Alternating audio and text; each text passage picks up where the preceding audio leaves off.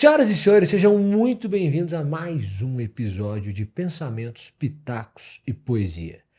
Na noite, ou no dia, ou na manhã, não sei que horas você assiste a este podcast, eu recebo Isabela Bussadi. Ela é médica, mestre e doutora em endocrinologia e vai tirar todas as nossas dúvidas sobre saúde e medicina do estilo de vida também. Isabela, seja muito bem-vinda. Muito obrigado por você estar aqui hoje. Um prazer. Confesso que eu estou um pouco emocionada de estar aqui também. Prazer é todo nosso. Muito obrigado mesmo, viu? Vai ser muito boa essa nossa conversa e queria já no primeiro momento deixar registrado meu apreço pelo seu trabalho, Samir.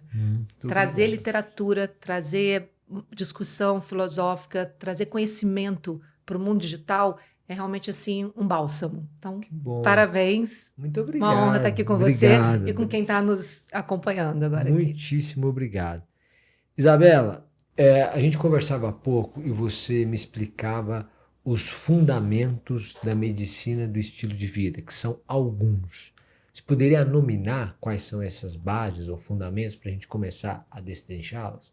Perfeito. Acho interessante assim, a gente voltar um passinho só, né? O motivo da gente estar conversando sobre medicina de estilo de vida. Né? Quando a gente olha, né, para as sociedades pré-revolução industrial, a gente via que existia ali uma forma muito orgânica de viver. As pessoas respeitavam o ritmo circadiano, elas dormiam quando a luz diminuía, elas conseguiam fazer uma atividade não programada no dia a dia, cuidando dos seus afazeres, fazendo uma horta, levando, né, determinados suprimentos de um ponto para o outro. O consumo de substâncias não era, em hipótese alguma, nem próximo ao que a gente tem hoje em dia, né, de álcool, né, e tabaco. Da mesma forma, o estresse a que elas eram submetidas era muito menor. Então, o que a gente está falando? Que pós-revolução industrial, o ser humano passa a viver de uma forma antifisiológica. Então, o que a gente tem hoje em dia é que as doenças, 80% delas são doenças crônicas.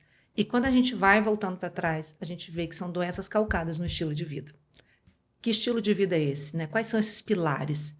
Sono, alimentação, atividade física, manejo do estresse, redução ou consumo nulo de substâncias nocivas à saúde e um que é interessantíssimo, Samir, conexões interpessoais, que foram sendo perdidas aí ao longo do nosso processo civilizatório. Nossa, são várias, né? E me parecem todas elas interessantes. Você usou uma expressão que eu gostei muito, que é um estilo de vida antifisiológico, quer dizer, contrário àquilo que a nossa fisiologia permite. E isso foi gerando ou vai gerando doenças crônicas. Como é que eu consigo me manter? Eu assisti uma entrevista do Yuval Harari, ele dizia, eu não tenho celular, ele dizia. Perfeito. Quem quiser conversar comigo, tem que contactar o meu marido. E aí ele cuida da minha agenda, tal. Eu disse, esse é o ápice. Ele disse, esse é o ápice da importância, você não precisar do celular. Eu falei, eu não posso me dar esse luxo de não ter um celular. Como é que eu consigo combater isso para voltar a ter um pouco mais de vida saudável? Saudável, assim, né? Perfeito. Tem um exemplo que eu gosto de dar, quando a gente compra uma máquina de lavar para nossa casa, a gente vai ler minimamente as instruções de uso. Se está escrito tomada de 110, se eu colocar na 220, ela vai queimar. Se está escrito 5 quilos, se eu colocar 8 quilos, né? Igual. E se eu ficar usando o tempo todo, batendo roupa, também ela vai durar menos tempo. Ou seja, existe um manual de instrução básico. E a gente tem esse manual. O nosso corpo tem regras que precisam ser respeitadas. Começando pelo sono. O adulto, ele precisa dormir de 7 a 9 horas. E o que a gente vê hoje em dia, todo mundo negociando o sono e colocando o trabalho. As pessoas não têm a compreensão clara da importância do sono. Eu preciso estar me movendo, porque quando eu me mexo, eu ativo enzimas importantes no músculo que vão liberar hormônios que vão estimular meu cérebro. E a gente muitas vezes trabalha 8 horas sentados de forma contínua. Eu preciso ter alimentos de boa qualidade e por aí vai, né? Então, eu tenho regras no nosso organismo, no meu organismo, né? No ser humano e todos os seres vivos têm as suas regras que têm de ser compreendidas para serem respeitadas, né? Vamos começar, então, pelos pilares. Eu me recordo de uns 2, 3 dos que você nominou. Então, vamos começar pelo sono mesmo. de 7 a 9 horas. Significa que se eu dormir 7, está tudo bem? Ou varia de pessoa para pessoa? Tipo, o Summer precisa dormir 7, o João 8. Para o João, 7 é pior. Como é que eu... Varia de pessoa para pessoa, horários e a ideia do sono profundo, que essa eu tenho minhas dúvidas do Apple Watch. Perfeito. Sim, as pessoas não são iguais. Quando a gente fala 7 a 9 horas, a gente está falando a maioria da população. Mas eu tenho os outliners, eu tenho os dormidores curtos, que podem dormir 4 horas e ficar bem, mas isso é a exceção da exceção. E essas pessoas, se elas dormirem 8, elas se sentem mal. E eu tenho os dormidores longos também, que precisam dormir de 10 a 12 horas, mas são exceção. Né? Então, eu tenho os outliners, né, os que estão fora da minha média, mas a média, onde se encaixa 80% da população adulta, vai ficar de 7 a 9 horas. E aí faz muita diferença o horário que a gente dorme. Isso é uma dúvida muito comum, e eu tenho visto muito isso na clínica, né, principalmente os adolescentes, o adulto jovem, invertendo o que a gente chama de ritmo circadiano. Muitas vezes eles vão dormir 2, 3 horas da manhã e acordam 9, 10 horas da manhã, achando que tudo bem. E eles falam, não, mas eu li aqui que tem que dormir de 7 a 9 horas, eu estou nas 7 horas. Mas não tá. Porque aí entra uma máquina fantástica, que é o nosso cérebro, principalmente o hipotálamo, onde a gente tem toda a nossa percepção, nosso ritmo circadiano, e eu preciso estar em sincronismo com a luminosidade. Para você ter uma ideia, às 11 horas da noite é um horário em que a minha hipófise diminui a produção de alguns hormônios e aumenta a produção de outros. Então, o hormônio do crescimento, a testosterona, são hormônios secretados principalmente à noite. Tanto que existe uma área na medicina chamada medicina do sono. E a endocrinologia da noite. A endocrinologia da noite fala sobre isso, sobre hormônios que são secretados nesse horário. Uma pessoa que não dorme corretamente, ela pode ter uma redução da testosterona. Uma criança que encurta muito ou inverte muito esse ritmo circadiano, ela pode ter prejuízo no crescimento. Então, a gente respeitar o horário. 11 horas da noite seria o ponto de corte, em que a gente deveria estar dormindo. Já dormindo. Já dormindo. Porque, aí um exemplo prático, tem um hormônio chamado cortisol. Ele, às 11 horas, ele tem que estar 1,8. Valor baixo. De manhã, o valor dele fica em média em torno de 18. Uau. Olha a diferença. Se eu estou super acordado, vendo um filme, ou pior ainda, vendo um game, ou em mídia social interagindo, preocupado com o que eu postei, o que vai acontecer? O meu cortisol vai estar alto. E, consequentemente, ele vai inibir a produção de outros hormônios. Do hormônio do crescimento, da testosterona, e eu vou começar a ter vários sintomas. Eu vou acordar cansado, eu vou acordar indisposto, a minha memória vai começar a falhar, e eu vou achar que é sobrecarga de trabalho. E não é. É o sincronismo biológico que está sofrendo. Né? Dá para reverter isso? Lógico. E a principal reversão, sabe, é isso que a gente está fazendo aqui, é informação. Porque quando a gente tem consciência, a gente começa a mudar a atitude. E o que eu mais vejo é uma pessoa que chega na clínica e a gente conversa e ela entende a importância do sono, ela começa a adotar um comportamento melhor. Tem um termo que eu gosto muito de usar, né? A gente fala muito do sleep pills, né? As pílulas para dormir. Eu acho que a gente tem que ver o que a gente chama de sleep skills, são as habilidades para dormir bem. Perfeito. E essas habilidades, elas vão surgindo à medida que eu tenho consciência. Porque a gente não nasce sabendo isso, né? Então, a gente não sabe que o hormônio é secretado a tal horário. A gente sabe que a gente está cansado e a gente está achando que é sobrecarga da vida, né? Então, a partir do momento que eu ouvi no podcast do Summer a endocrinologista falando isso, a pessoa já vai buscar informação e ela vai ampliando a consciência dela, e isso é a primeira etapa na transformação do hábito, né? Perfeito.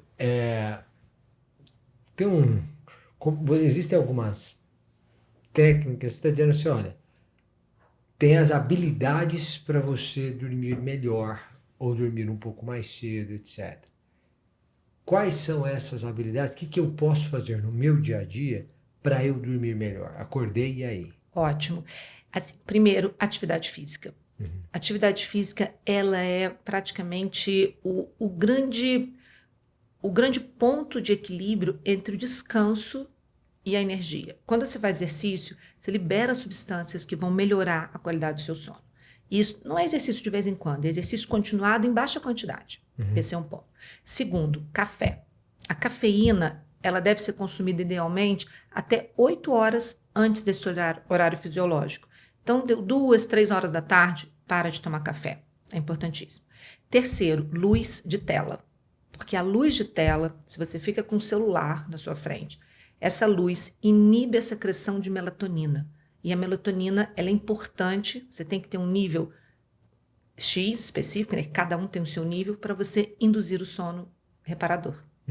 Então, são 3 dicas práticas do dia a dia. Existem várias outras, enfim, colocações, meditação, enfim, mas essas 3 estão bem à mão. Exercício físico, café, E no tela. máximo até 2, 3 horas. 2, 3 horas da tarde. E você diminuir o uso da tela, pelo menos antes 3 horas antes de dormir. de dormir, para liberar a melatonina corretamente. Ok. Então, mais ou menos são essas 3 atividades que você sugere de implementação prática. Prático. Tá. Saindo do sono, indo para alimentação. Então, agora eu comecei a dormir melhor. Agora eu preciso comer melhor. Perfeito. Como é que eu me organizo para comer melhor com esse estilo de vida que a gente adota hoje em dia? Perfeito. E tem um ponto aí que tem um link direto. Quando a gente dorme bem, quando a gente tem um sono profundo adequado, pelo menos 3 ciclos de sono profundo, né, que foi o que você me perguntou previamente, eu mantenho a secreção de hormônios orexígenos, que dão fome, e anorexígenos, que trazem saciedade, num balanço correto. Quando eu durmo pouco, quando eu durmo menos de 6 horas, eu aumento hormônios que me fazem buscar comida. Então, depois de uma noite mal dormida, curta ou fragmentada, eu tenho mais fome no dia seguinte. Dormir pouco aumenta o risco de obesidade. Nossa, Então é importante dormir bem para a gente se alimentar bem. Inclusive, a busca por alimentos mais palatáveis, de alta densidade energética, que tem muitas calorias, é muito mais frequente em insônias. Isso é muito importante, né? E aí, assim, a gente trazendo para o universo da alimentação, tem um conceito que eu acho primário e fundamental a gente trazer, que a alimentação ela tem que ser o máximo possível in natura.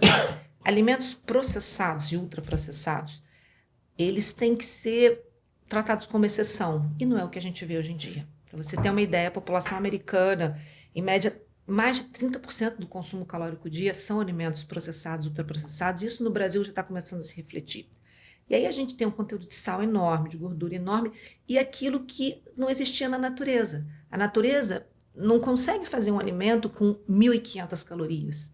Perfeito. E o ser humano modifica isso, condensa calorias num pacote e o indivíduo toma aquela bomba energética sem ter também, mais uma vez, a gente voltando para a consciência, né? Então, todo o nosso aparato genético, e aí voltando um pouquinho lá para os primórdios da evolução, né? A gente vem do ambiente de escassez, a gente vem, enfim, das cavernas. Então, a gente tinha gelo, a gente tinha que correr atrás de um grande mamífero, conseguir abater, carregar ele para a caverna e levar 3, 4 dias para conseguir comer um pedaço, né? Então, a gente, ao longo do tempo, os seres que foram sobrevivendo são aqueles que têm gene de conservação de energia. Se a gente pega esses genes que sobreviveram à escassez e põe num ambiente onde você tem muita caloria condensada, o que vai acontecer? Obesidade. Então, primeira coisa, em hipótese alguma, alimento ultraprocessado de rotina. Okay. Né? Processado minimamente, tratar isso como exceção. Aí, trazendo para o conceito também da cronobiologia, respeitar os horários da alimentação, que é uma coisa que a gente também não vê. Perfeito. Então, acordar, café da manhã é a hora que você se apresenta para o mundo, é aquele horário em que você tem que ter uma refeição de qualidade, boa. Você tem que ter um pouco de carboidrato, você tem que ter um pouco de proteína, de forma equilibrada. Em média, 4, 5 horas depois, no final da manhã, uma outra refeição, que seria o nosso almoço. E isso tem que ser no mesmo horário. Faz muita diferença para o corpo. Ah, é? Muita. Se almoçar um dia meio-dia, outro dia não almoçar, outro dia 3 da tarde, você cria um estresse no teu organismo que faz com que ele ative genes de conservação de energia. Perfeito, faz todo sentido. Porque ele não entende que não entrou de forma deliberada. Ele acha que você está no meio da geleira, sem comida. Ele diminui o metabolismo. Você estava falando de alimentos processados e ultraprocessados. Qual que é a diferença de processado para ultraprocessado? Assim, um exemplo prático seria um queijo e um biscoito de pacote. O queijo, ele sofre um processamento, mas é um processamento que ainda mantém aquelas características iniciais. Mas o processado já é um problema. Já é um problema porque ele tem adição de sal, ele tem adição de gordura, ele tem adição de conservantes, né? Então, entre um iogurte feito em casa e um iogurte processado, se a gente puder optar, aprender a fazer em casa, os nossos ascendentes faziam, né? Faziam. Eu faço até hoje, você faz? Não faço. Vou te ensinar a fazer. Perdi. Não, eu vou te ensinar a fazer uma. Então, assim, você ter alimentos processados, né, minimamente na sua rotina, mas é muito difícil, sem dúvida, a gente tirar os processados, né, na correria do dia a dia. Eles são razoáveis, vamos dizer assim. Agora, você dá para uma criança um biscoito de pacote ao invés de uma fruta, eu considero isso, sabe, aviltante, assim. Então, não dá. Não dá. Isso não dá mais, entendeu? Não dá. Não dá pra gente trocar uma fruta que você descasca, que é fácil de transporte, fácil de conservação, por um biscoito. Porque aí você não... Ultraprocessado, você perde totalmente o parâmetro. Você não sabe nem de onde veio aquilo. Perfeito. Quais são os alimentos originais que geraram aquilo? Você nem sabe. Então, fruta, legumes, verdura... A base da alimentação, ela deveria ser uma base que a gente chama de plant-based, né? Baseada em alimentos do reino vegetal. Então, muita verdura, muito legume, muita fruta, castanhas, sementes, nozes, né? Os lácteos são importantes e a proteína animal entrando também, mas em porções moderadas, né? E os alimentos que têm esse aparato tecnológico todo envolvido, vamos dizer assim, Perfeito. serem tratados como exceção e não como regra, né? E acaba sendo regra. Acaba sendo todo regra. dia você acaba comendo alguma coisa. Exatamente. E uma coisa, né, Sammy, que aí já traz uma discussão até um pouco mais filosófica, né? A resposta vai ser sempre a mesma. Não tenho tempo. Então, se a gente não tem tempo para cuidar do alimento, a gente está fazendo o que com a nossa vida? Perfeito. Então, a gente tem que pensar um pouco sobre isso, né? Então, o não ter tempo, o que significa esse não ter tempo, né? Não, tem tempo, né? A pessoa pode comer um ovo, pode comer... rapidinho, né? Uma fruta. Exatamente. Hoje em dia você pode pedir a entrega, né, de 3 frutas por dia, 15. Pede 15 frutas para entregar em casa. Pronto, não vai estragar. Sim. 15, pede segunda até sexta, vai dar certo. No final de semana você vai numa feira, vai em outro lugar, né? Então, tem que ter interesse, tem que conhecer o tema, tem que entender a importância do tema. Eu acho que as pessoas só mudam quando elas entendem a importância. A pessoa vai cuidar do sono, vai cuidar da alimentação. Você até me dizia que saúde não é a ausência de doença, né? Sim, e sim o bem-estar físico, mental, social e agora mais uma variável, né, que eu acho muito bem-vinda, que é o espiritual. Perfeito. Depois do sono e da alimentação, qual o terceiro pilar? Atividade física. Tá. Né? Quanto tem que fazer de atividade física? É muito heterogêneo, também vai variar de pessoa para pessoa, mas em média 20 a 30 minutos todos os dias. Okay. Essa é uma resposta razoável, né? Se eu fosse considerar número total de minutos, pela Academia Americana, 150 minutos semana, Ok. tá? Então, a média seria essa. 150 minutos semana, segunda a sexta, 30 minutos de um bom exercício físico. Isso. Já resolveria. Isso, resolve porque... E aí tem uma coisa que eu gosto muito de falar. Você já deve ter passado por isso, assim, com alguém da família, fazendo palavras cruzadas para melhorar a memória, não é? Na minha casa, pelo menos, minhas tias sempre fizeram. Falavam, por que você faz? É ótimo para a memória. Realmente, trabalhar o aspecto cognitivo, né, o raciocínio lógico é bom para a memória. Mas você sabe que o que é melhor ainda é a atividade física. Para a memória. Quando você faz atividade física, isso tem estudos belíssimos, controlados, né, com imagem de ressonância magnética, mostrando que a atividade física aumenta uma área do cérebro chamada hipocampo, que é onde se processa a memória recente. Uau. Tem uns pesquisadores brasileiros que publicaram um artigo mostrando que você libera um peptídeo, uma proteína chamada irisina, quando você faz atividade física. Ela é liberada pelo músculo. A irisina aumenta o fator de crescimento neuronal e aumenta o hipocampo. Então, se você quer ter boa memória, tem que fazer exercício. Eu não sabia. Assim, sabia que fazia bem, tá, mas a explicação... A via fisiopatológica já está bem definida hoje em dia. É muito interessante isso e muito importante, né? Então, 30 minutos por dia de exercício. De 20 a 30 todo dia. Mas é importante ser constante. Isso é muito importante. E aí tem um ponto bacana também, aí meu ponto de vista. Às vezes eu sou um pouquinho radical, mas, por exemplo, escada rolante. Eu acho um absurdo as pessoas usarem escada rolante. Eu acho uma maravilha. Não pode! tem que proibir escada rolante nos lugares. É mesmo? Lógico, isso chama atividade física não programada. Se você insere uma atividade física não programada na sua vida, Aham. você já tem um ganho enorme de saúde. Não, mas a escada rolante é do elevador que você usa no seu prédio. Você mora em prédio ou em casa? Eu moro em prédio, eu subo a escada todo dia, mas eu moro no primeiro, tudo bem. Ah, então- Mas se eu morasse até o quinto, sexto, eu iria. Morando Não, no mas primeiro eu subiria. Né? Todo dia, né? Aqui, esse Eu estúdio. morava no primeiro e subia todo dia. Não, mas assim, se a gente foi perdendo isso, né, ao longo das décadas, essa atividade não programada do cotidiano, que é pura e simplesmente você levantar e abaixar uma janela, uma cortina, né, você Aham. trocar um canal. Você trocava canal de televisão? É verdade. Eu levantava trocava quando era criança. E apertava, Ninguém claro. troca mais. E a cortina? É, agora com o Abaixava, controle. agora você aperta o controle, entendeu? Então, esse aparato tecnológico, ele foi deixando o ser humano numa atitude muito mais passiva em relação ao trabalho motor, né? Aham. Então, a gente tem que... São pequenos detalhes, mas que a gente tem que ir pensando, né? Escada rolante com mala, tudo bem, mas sem mala, sobe a escada, né? Faz sentido. Faz sentido, né? Provavelmente eu não adotarei esse último conselho, mas faz sentido. Mas você faz atividade regular, né? Faço, Então tá faço. tudo certo. Você treina com que periodicidade? Eu faço, em média, 4 a 5 vezes por semana, 40 minutos a 1 hora. Ah, ok. E uso o final de semana também. O final de semana eu sempre uso para fazer uma atividade lúdica, porque esse é um outro pilar importante, né, que é o contato com a natureza. Então eu uso o final de semana para ter contato com a natureza. Qual é a atividade? Eu tenho casa na Serra, no Rio de Janeiro, que é uma região de Mata Atlântica. Então eu corro e caminho numa região de floresta. Ah, que legal. Ou então quando eu fico no Rio, na praia. Aí eu faço atividade na praia ou na lagoa, aí depende um pouquinho. E esse contato com a natureza é muito bacana, assim, 2 horas por semana é o que a gente precisa, né? Então, Pra se você resetar. Você que está ouvindo aí, se você não tem a Mata Atlântica, nem a Orla do Rio de Janeiro, nem a Lagoa Rodrigo de Freitas, você tem que achar algum lugar aí na sua cidade, aí, não asfaltado, para você ter sensações de natureza. Tudo bem, fins de semana, exercícios físicos, perfeito. Próximo pilar. Manejo do estresse. Vamos lá.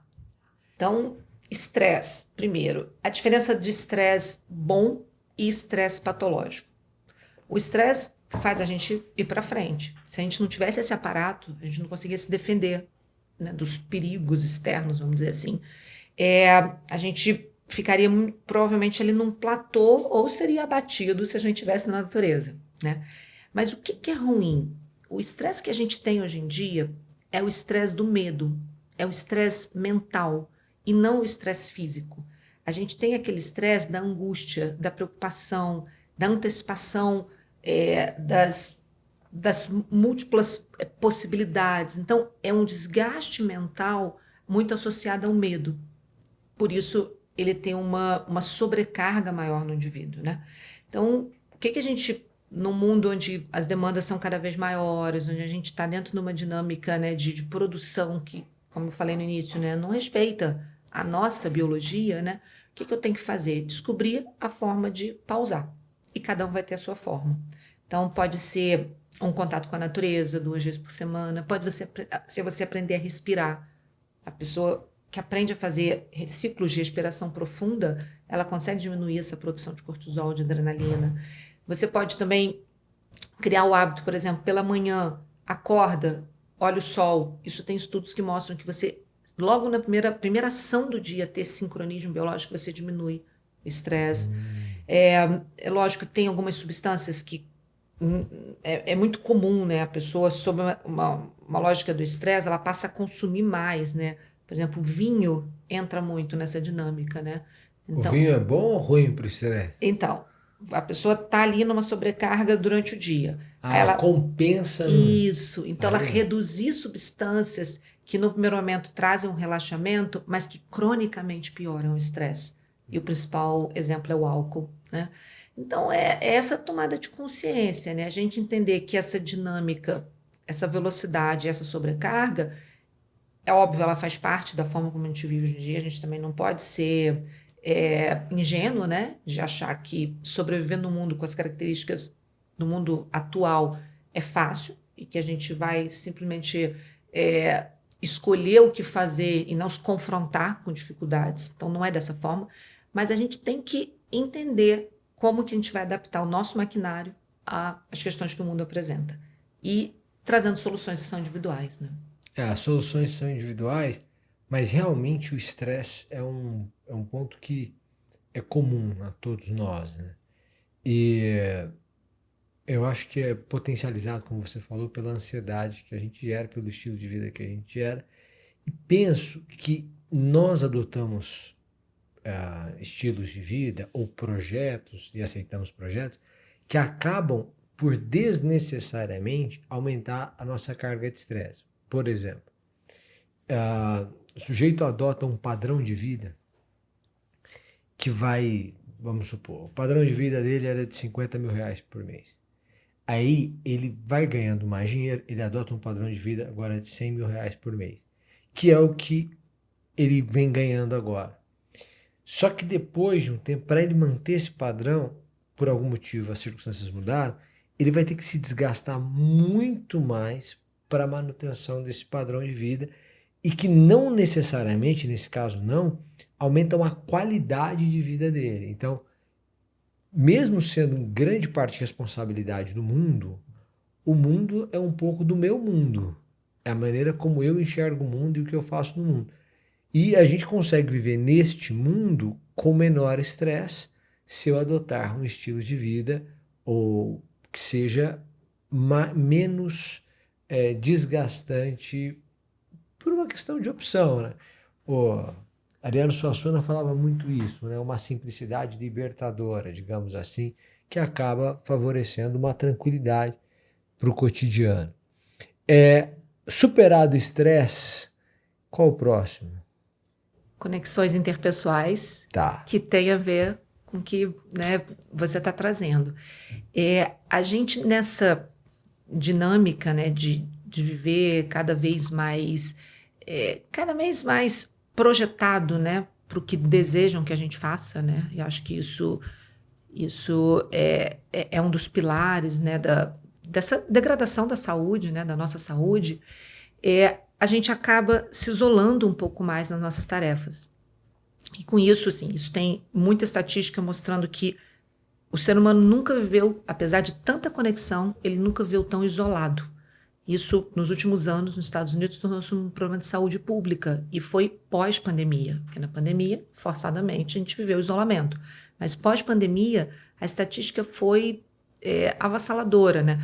Mostrando que, e aí já tem dado para isso, né? Quem vive sozinho, viver sozinho, a solidão equivale a você fumar 15 cigarros por dia. Uau. Do ponto de vista de aumento de risco cardiovascular. E aí o mais interessante é a explicação enfim, biológica, né? A solidão, ela é percebida no cérebro na mesma área do medo.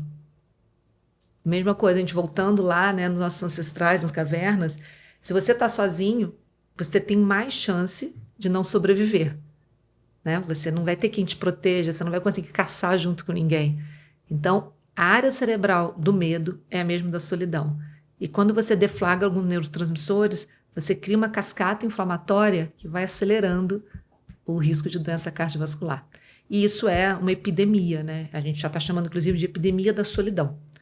E, enfim, é um outro ponto aí para a gente estar pensando. Conexões interpessoais de qualidade. Isso é fundamental e um dos pilares, né, para boa saúde. Isso pode ser racionalmente combatido, né? Porque às vezes a pessoa está assistindo a gente, está dizendo o seguinte, eu me sinto solitário. Mas como é que eu resolvo esse meu problema de solidão? Quais sugestões você dá? Acho que a gente tem que se envolver, de forma prática. Se você se envolver numa tarefa comunitária, isso é muito bacana. Inclusive, a gente ajudar o próximo ajuda a nossa própria saúde mental, né? Isso já está muito bem estabelecido. Se for fazer uma atividade física em grupo, idealmente uma atividade física que tem um componente lúdico. Isso é muito importante. E aprender novas tarefas. Então, a gente vai envelhecendo à medida que a gente vai deixando de aprender, né? Então, às vezes a pessoa pode pensar assim, poxa, eu cumpri meu papel laboral, eu estou aposentado, e agora cria-se uma sensação de que não tem uma outra etapa na vida, né? E não é dessa forma. Eu acho que hoje a internet, inclusive, ela trouxe uma possibilidade enorme, né? que é você se envolver em grupos, pode ser grupos virtuais, você aprender uma nova língua, aprender uma nova habilidade, aprender uma atividade que vai ajudar na sua casa, por exemplo, cozinhar. Não sei se você chegou a ver essa estatística do iFood, muito interessante. Agora, no último mês, o CEO, enfim, do Delivery, né, ele disse o seguinte, que no futuro as pessoas não vão mais cozinhar, elas vão pedir delivery. E eu acho isso uma tragédia. É uma tragédia. Porque quando você cozinha, você está trabalhando todos os sentidos. Então, olha que bacana, se as pessoas que estão vivendo no momento de maior solidão, elas começam a se juntar em grupos e começam a cozinhar em grupo. Olha que bacana, né? Então tem muita coisa, fazer uma horta comunitária, a gente ser criativo, né? Exato. Então, racionalmente a pessoa pode construir soluções. Tipo, vou me colocar ali, vou passar a frequentar este grupo, vou à igreja, vou à academia fazer a aula de forró, de não sei o que, de música. Porque aí ela vai se impondo esse ambiente em que ela vai ter que conversar com pessoas, encontrar pessoas, fazer amizades. E isso tem que ser algo, assim, a gente tem que construir isso, né? Se você deixar na dinâmica só da vida, a gente vai se acomodando. E é isso que não pode acontecer, porque isso é que faz a gente envelhecer e adoecer. Porque idade não significa nada. O que significa é a forma como a gente decide viver a vida, né? Perfeito. A Bíblia Diniz dizia aqui, para ser velho, você tem que ter idade. Para ser jovem, qualquer idade serve. Maravilhoso, eu adoro isso. E existe mais algum pilar? Passamos por todos. Sim. Falando agora, substâncias tóxicas, né? Que é uma dúvida muito comum. Álcool e cigarro, né? Idealmente, o cigarro, óbvio, não deveria fazer parte da vida de ninguém, porque a gente acelera muito, né? Enfim, doença cardiovascular, pulmonar. E aí vale a pena um ponto aqui, que são os cigarros eletrônicos, né? Que no início vieram com uma febre, né? É uma febre e uma catástrofe, na verdade, porque além da complicação crônica, eles podem causar complicações agudas, inclusive morte, pneumonite aguda, tem casos de transplante de pulmão por cigarro eletrônico. Uau. Então é algo assim. E o pior, como ele é socialmente aceito, o risco de adição é maior, porque você não tem aquele viés da fumaça. Então, qualquer ambiente passa a ser um ambiente, né? Então, isso é seríssimo, é um problema de saúde pública, a questão do cigarro eletrônico. E aí, a gente vem um pouco para o álcool, né? Que socialmente fica sempre essa dúvida, né? Eu bebo social, e o que é o social, né? Então, primeiro, o álcool, ele vai ter sempre um efeito tóxico no organismo. É importante a gente falar isso. Isso sempre vai existir. Existem consumos que são razoavelmente aceitos. E o que eu posso, na prática, fazer? Acho que vale a pena mais a gente trazer do ponto de vista prático, né?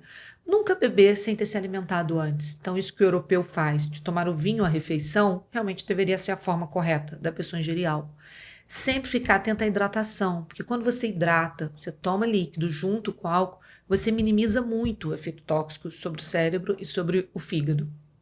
E sempre parar e pensar na relação que você está estabelecendo com o álcool. Quando a pessoa me diz, eu preciso do álcool para relaxar, isso é um sinal de alerta. Né? Então, isso é muito importante. Se você está precisando tomar o vinho à noite, beber um uísque, ou no final de semana tomar várias cervejas com os amigos para relaxar, isso não é um bom sinal. Está criando uma relação, você está usando o álcool como mecanismo de tratamento para algo subjacente. Seja um transtorno de ansiedade, seja uma depressão ansiosa, e isso vai trazer consequências futuras. Perfeito. Então, tóxico. Acho que fechamos, pelo menos. Acho que fechamos. Eu não sei, eu acho que fechamos. A gente conversava há pouco e você trouxe um dado que eu achei maravilhoso, sim, impressionante, que é a questão da menopausa no mundo animal e o efeito que ele tem sobre a fêmea. Se puder explicar isso. Isso é fascinante, né? A gente, né, entre os mamíferos, nenhuma fêmea, além das mulheres e de alguns cetáceos, sobrevivem após a menopausa. Ou seja, a gata, a fêmea dos cães, né? Todas elas vão ciclando e quando termina o ciclo reprodutivo, logo depois elas morrem, né? Então, o que as mulheres e o que os cetáceos, aí entra a baleia, a orca, a jubarte, enfim, alguns têm de diferente? A sabedoria. E isso é fantástico, porque a sabedoria que é acumulada ao longo dos anos, ela consegue guiar a espécie e, mesmo sem ela poder reproduzir, que já encerrou o ciclo evolutivo, né? Ela não está reproduzindo, então, do ponto de vista evolutivo, né, de genética evolutiva, você não está mais diretamente criando descendentes, mas você está protegendo suas filhas, ajudando suas filhas, através da sua sabedoria e do seu conhecimento, a criar descendentes. Então, dessa forma, você vai preservando a espécie. É o que você chamou de teoria das avós, Isso, né? essa é a teoria das avós. É você, sem procriar diretamente, você perpetuar a espécie através do seu auxílio. Você sabe que em determinado trecho de O Banquete de Platão, eles vão falando sobre o amor, cada um faz o seu elogio e tal. E ele diz assim, que o ser humano, Sócrates, na obra, ele tem um desejo pela imortalidade. Isso é próprio do ser humano. Ninguém quer morrer, tá? Então vem do ser humano esse desejo da imortalidade. A imortalidade se alcança como? Ele vai dizer, a partir da criação. Então, quando você cria alguma coisa, quando você é criativo, você, de alguma forma, faz com que algo eterno surja. Eu vou explicar. E uma das formas é por meio da procriação. Então, quando você tem um filho, é como se você deixasse uma parte sua para o mundo e depois o seu filho vai deixar outra parte dele para o mundo, que na verdade tem uma parte sua na parte dele. Então, você se torna eterno quando você procria. De maneira que há um ditado em árabe que diz que quem tem filho não morre. Agora, ele vai dizer, o gosto pela imortalidade se revela muitas vezes na obra. Não sem motivo, o sujeito que vai para a Academia Brasileira de Letras, ele recebe um nome, ele se torna o imortal. Porque a partir de agora a obra dele é eterna. Então, ele agora é membro da Academia Brasileira de Letras, então ele é um imortal. Existe um desejo do ser humano pela imortalidade. E o que você está dizendo, basicamente, é a mãe continua, quando ela se torna avó, porque ela está criando alguém também. Então, ela ajuda na criação do neto. E essa criação do neto faz com que ela viva mais do que normalmente viveria. Sim. Bom, então ter filhos é uma boa ideia para viver mais. É mais ou menos isso, né? Sem dúvida. Você, quando é que a menopausa começa na mulher? A idade média vai ser 51, 52 anos, né? E lógico que isso pode acontecer 4 anos antes, a média, 4 anos antes, 4 anos após, isso tudo seria fisiológico, Normal. né? Algumas mulheres têm antes dos 45 anos, Uhum. isso é considerado menopausa antecipada. Uhum. Não é uma doença, não é um problema, mas ela é antecipada.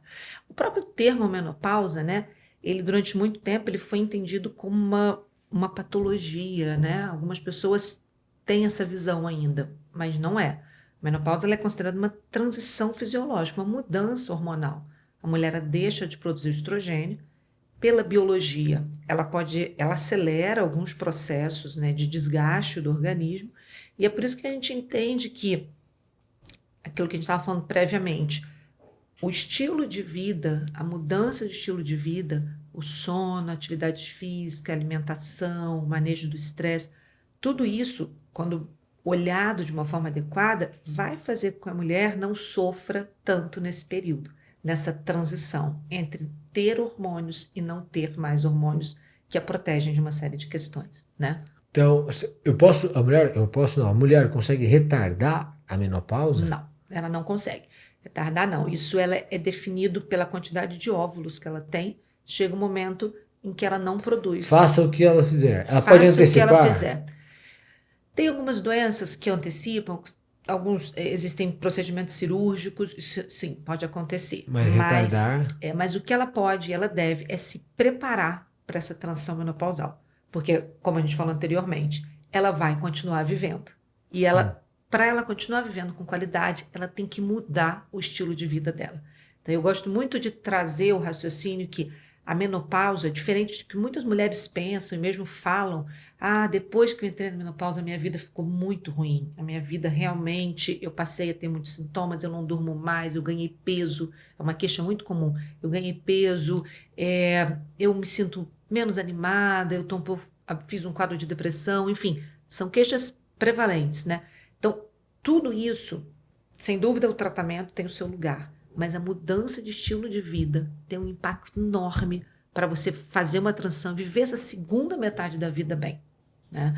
E, como eu estava falando anteriormente, né, eu vejo muito a menopausa como um momento para a mulher que cuidava de todo mundo, dos filhos, da casa, enfim, olhando todo ao redor, né, que é bem próprio, né, da característica feminina, é o momento que ela tem para exercer um pouco do egoísmo saudável e passar a olhar para ela, passar a olhar para o tempo que ela nunca teve para fazer uma atividade física e sim começar a fazer exercício. O tempo que ela nunca teve para se alimentar corretamente, ou que ela não se dava o direito, vamos dizer assim, né? Passar a se alimentar corretamente. Ou aquele sono que, em vários afazeres e preocupações, ficava sempre encurtado, então ela passar a ter um sono melhor. E por aí vai, né? Então é uma oportunidade que a vida dá para a gente repensar nossas escolhas.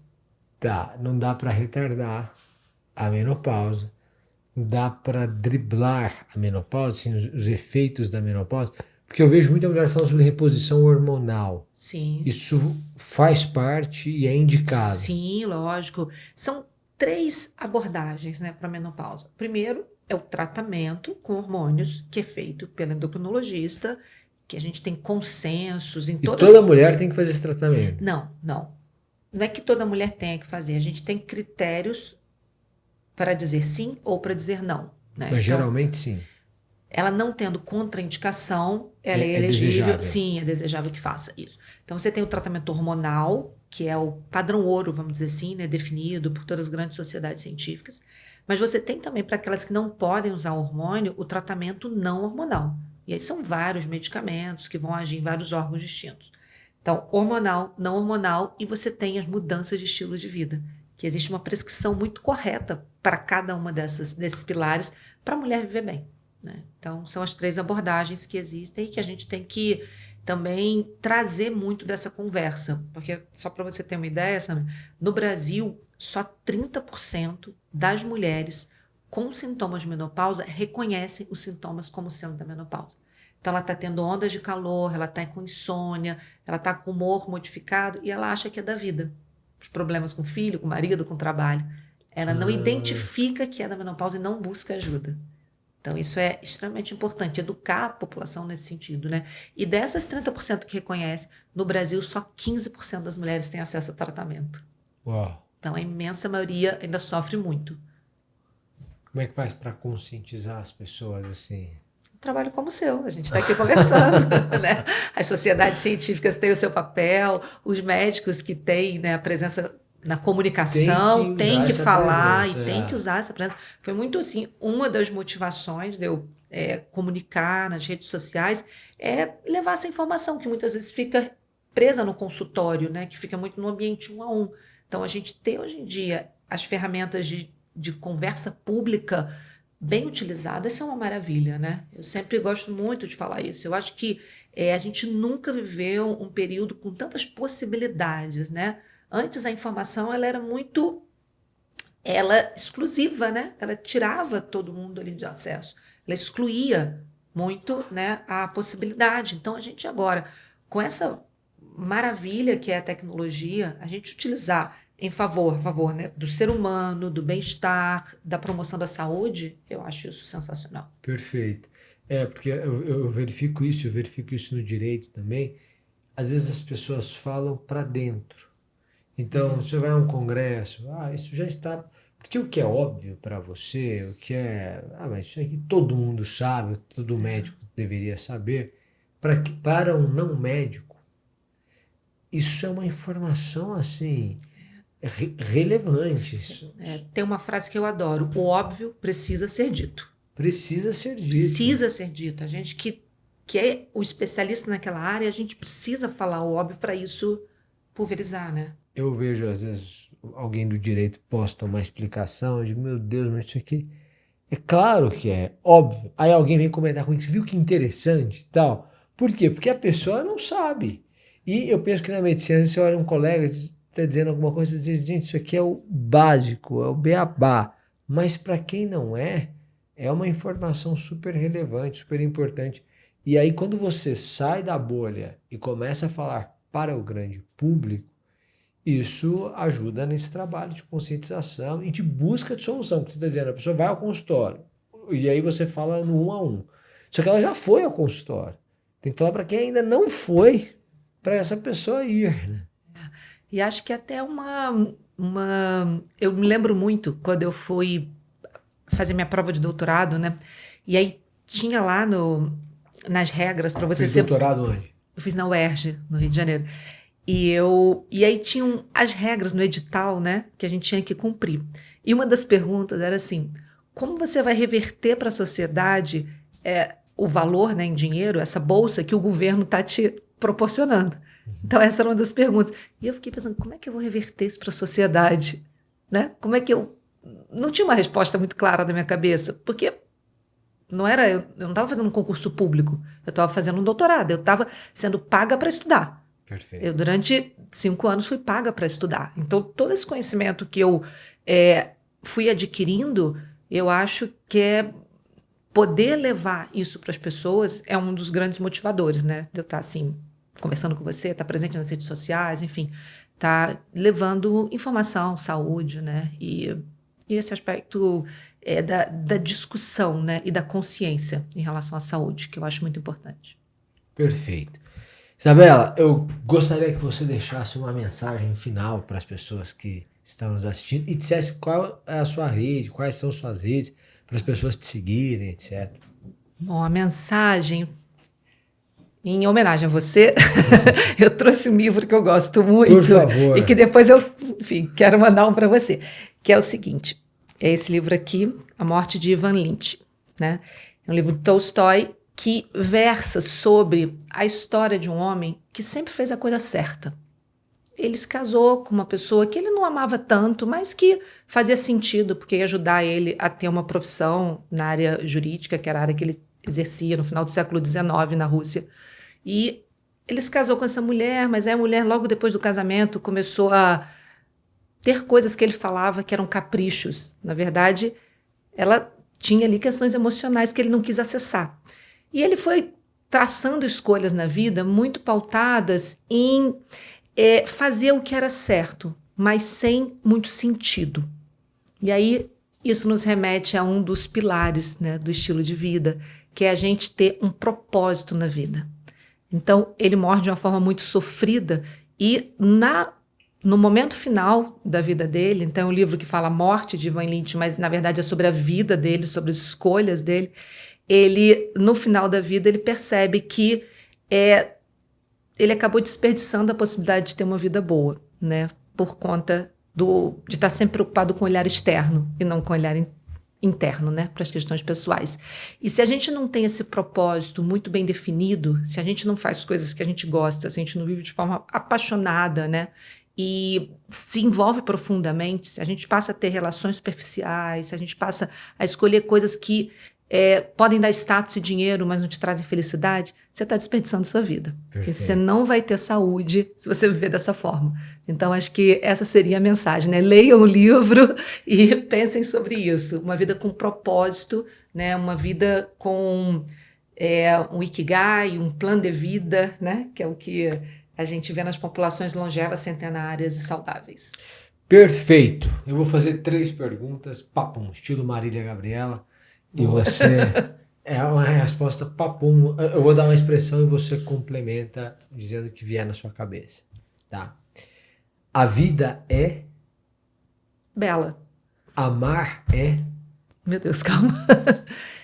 Se entregar, se envolver. E se eu pudesse mudar uma coisa no mundo? Daria a empatia entre as pessoas. Tá ótimo, muitíssimo obrigado. Qual é a sua rede social para as pessoas seguirem? @Isabela Bussadi. Então, siga aí Isabela Bussadi. Senhoras e senhores, Isabela, muitíssimo obrigado. Eu que agradeço, foi um prazer. O prazer é meu. Senhoras e senhores, hoje nós recebemos a Isabela Bussadi. Você que não a segue, siga aí. Você que não me segue, siga aí. @Sameraj. Muito obrigado pela sua presença, pela sua audiência e pela sua atenção. Uma ótima semana e até o próximo episódio. Tchau, tchau.